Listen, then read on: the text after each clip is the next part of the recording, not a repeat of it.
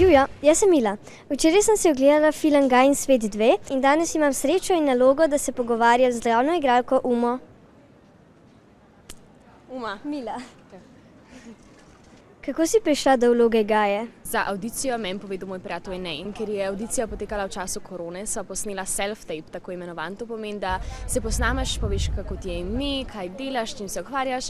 Režiser Peter Bratuša je dobil okrog 700 do 800 self-tapov, iz katerih je potem izbral ožji in ožji izbor in tako sem dobila jaz vlogo Gaje. A si podobna Gaji, ki jo igraš? Meni je super igrati Gajo, zato ker ona je mlajša sestra in jaz sem v življenju drugače starejša sestra in zdaj sem končno lahko težila moji starejši sestri in mi je bilo to super.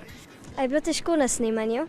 Mogoče najtežja stvar je to, da sem se rabila zgodaj zjutraj vstati, ampak potem ekipa toliko lepo poskrbi za otroke, vedno imaš za pit, vedno imaš za jest, vedno se lahko spočiješ, če ti je prevroče, pretežko.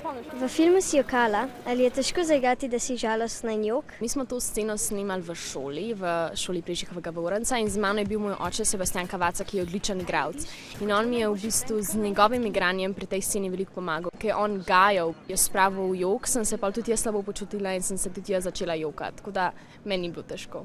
Kakšen je občutek, ko si slavna oseba? To mogoče je malo drugače, ker je bilo prej velikokrat slišan, kakšen Gaja za mano. Meni je v bistvu super, ni mi problem se z nobenim slikati ali pa podpisati. Tudi v filmu smo videli, da je varnost na spletu zelo pomembna. Kakšen je tvoj nasvet? Moj nasvet mladim je, da čim dlje ne uporabljajo socialnih omrežij. Ampak seveda se to ne da, zato ker v vsakem primeru te družba enkrat potegne v to in jaz to čisto razumem. Mogoče imejte zaklenjen profil, pa lahko mogoče bolj s tem nadzorujete, kdo vam sledi. Ali pa pač samo zelo pazite, da je vaše varnostno geslo z različnimi znaki pa številkami, pa da je čim bolj zakomplicirano, zato da ga ne more čisto vsak ugotoviti. Uma je dokaz, da se sanje lahko uresničijo. Biti otroški poročevalec pa je tudi sanjsko. Adijo!